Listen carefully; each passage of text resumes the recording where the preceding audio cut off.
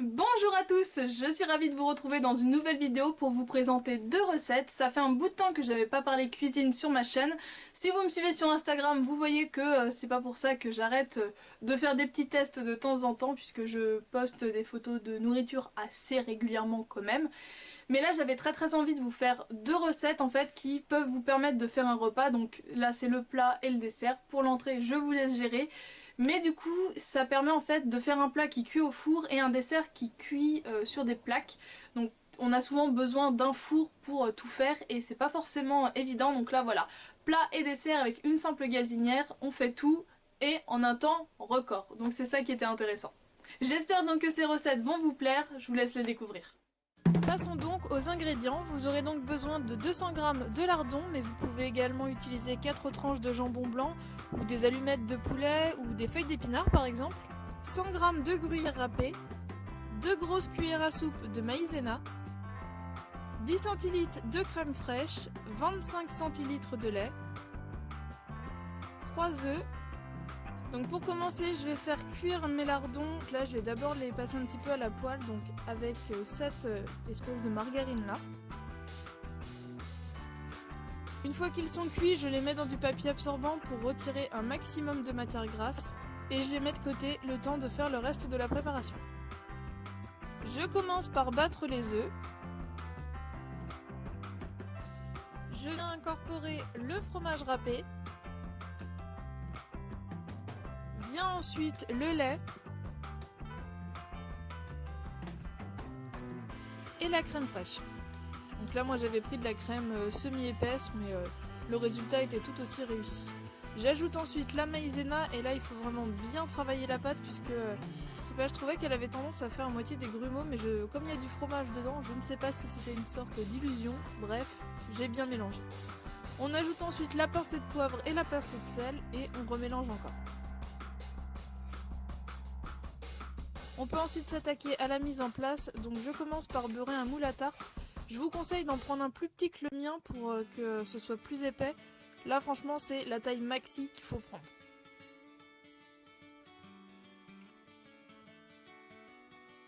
Donc je répartis bien le gruyère râpé un peu partout. Et je viens disposer mes lardons, mais donc vous pouvez également disposer vos épinards, vos allumettes de poulet, etc. Et donc au four.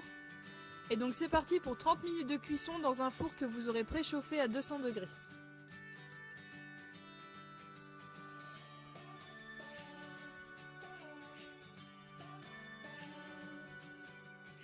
Pour le gâteau, vous aurez besoin de 100 g de sucre, 100 g de farine fluide, 10 centilitres de lait, 2 œufs, une pincée de sel, un demi-sachet de levure, un sachet de levure vanillée en entier, 2 pommes, mais comme moi elles étaient petites, j'en ai pris 3, mais vous pouvez également prendre des poires, des bananes, n'importe quel fruit, et 3 cuillères à soupe d'huile.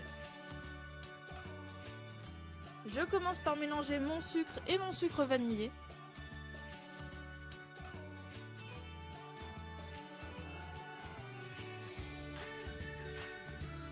J'ajoute ensuite mes 2 œufs et je viens les battre avec le sucre.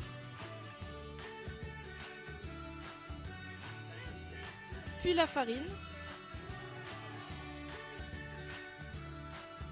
Pour le demi-sachet de levure, j'avoue, je le fais un peu au pif.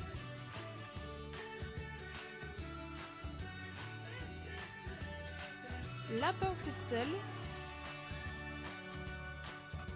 Et j'ajoute le lait en continu tout en continuant de bien remuer pour que la pâte soit bien homogène et bien fluide. J'ajoute ensuite les 3 cuillères d'huile, donc en fait je remélange ma pâte après chaque cuillerée. Je trouvais que ça l'a rendue un petit peu plus aérienne. C'est peut-être une idée, mais je trouve que le résultat était plus sympa.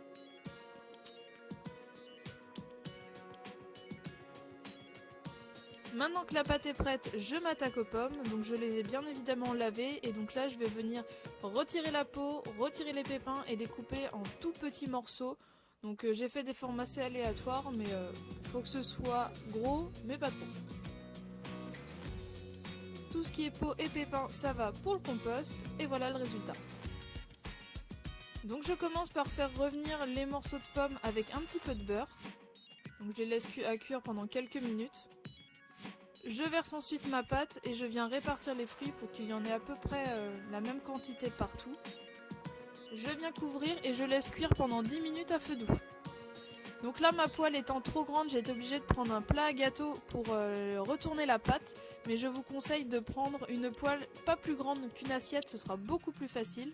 Donc certes, un côté avait attrapé un petit coup de chaud, mais comme vous voyez, l'autre était vraiment très bien. Donc le second côté, il faut le laisser cuire encore 5 minutes, mais cette fois-ci pas à couvert, normalement. Et un peu de sucre glace pour terminer la déco.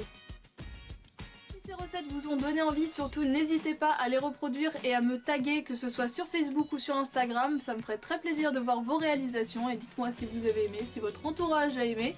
Je vous fais donc de gros bisous et je vous dis à très bientôt pour une prochaine vidéo. Ciao!